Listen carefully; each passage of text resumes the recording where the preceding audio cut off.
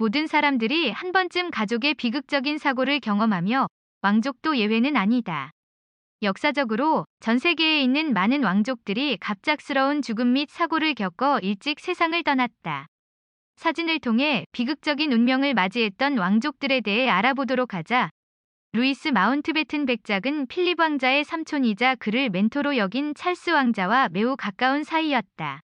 영국 해군 제독이었던 루이스는 휴가를 즐기는 동안 폭탄 테러로 사망했다. 아일랜드 공화국군 IRA 이 백작의 목재보트에 폭탄을 설치했다.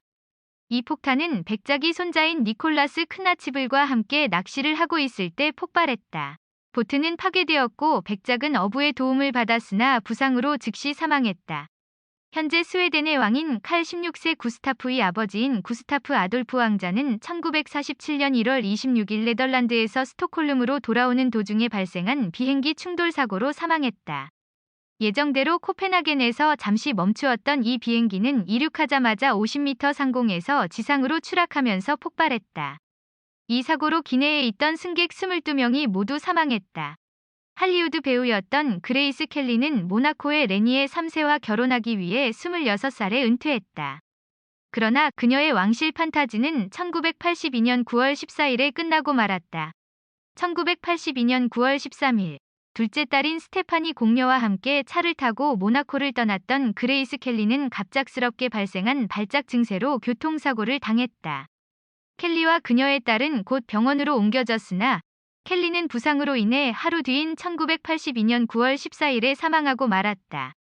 다이애나비의 죽음은 현대 왕족 사회에서 가장 큰 사건 가운데 하나였다. 1997년 8월 31일, 다이애나비가 파리에 있는 리츠 호텔을 떠나다 비극적인 자동차 충돌 사고를 당했다.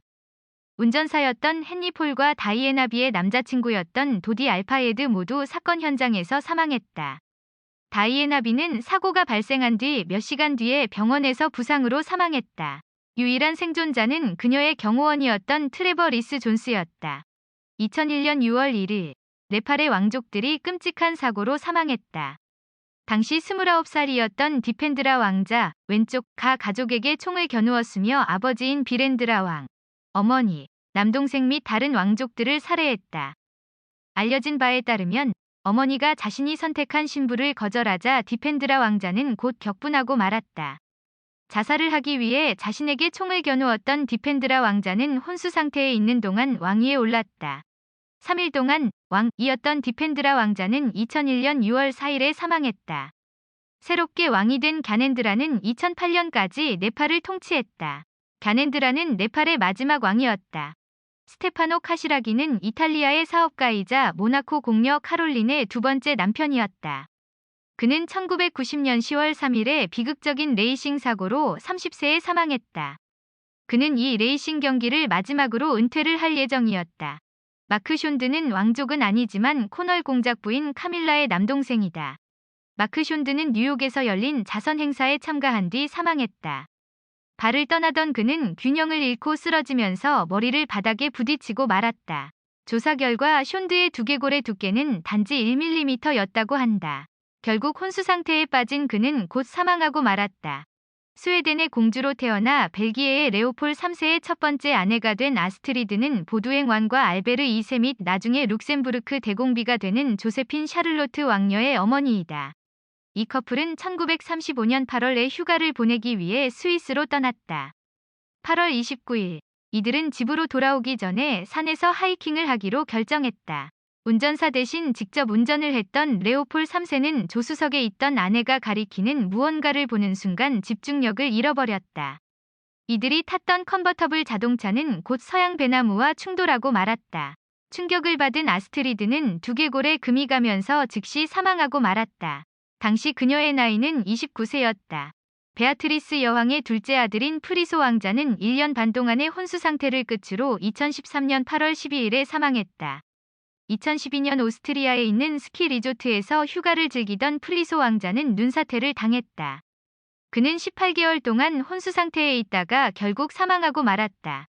앤 블리는 헨리 8세의 두 번째 아내였다. 그녀는 3번의 유산을 겪은 뒤 딸을 출산했다.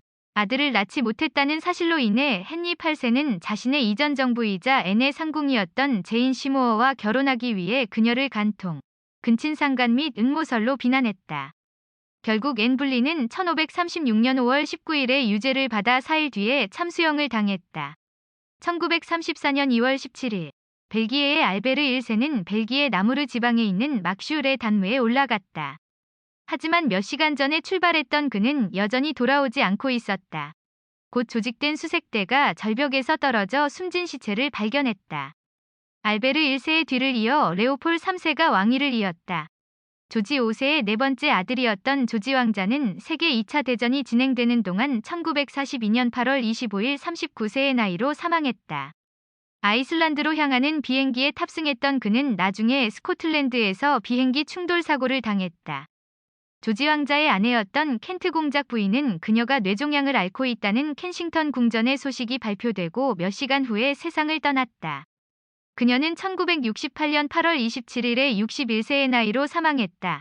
엘리자베스 2세의 첫 번째 사촌이었던 윌리엄 오브 글로스터 왕자는 휴가를 보내다 30세에 갑자기 사망했다.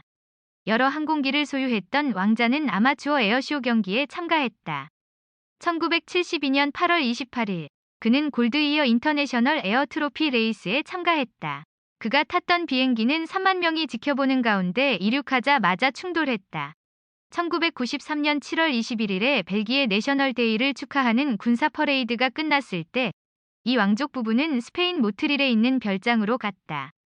아무도 이 여행이 왕을 볼 수 있는 마지막 기회라고 생각하지 못했다. 점일령일 뒤인 7월 31일 보두엔 국왕은 아내인 파비올라 왕비와 휴가를 보내다가 갑작스러운 심장마비로 사망했다. 보두엔 국왕은 레오폴 2세 이후 가장 오랫동안 벨기에를 통치한 국왕이었다. 벨기에는 곧 깊은 애도의 기간에 들어갔다. 1905년 7월 12일 조지 5세와 메리 왕비의 아들로 태어난 존 왕자는 간질과 자폐증을 앓았다. 그는 사람들의 눈을 피해 샌드링엄 저택에서 살았기 때문에 종종 잊혀진 왕자 또는 잃어버린 왕자라고 불려졌다.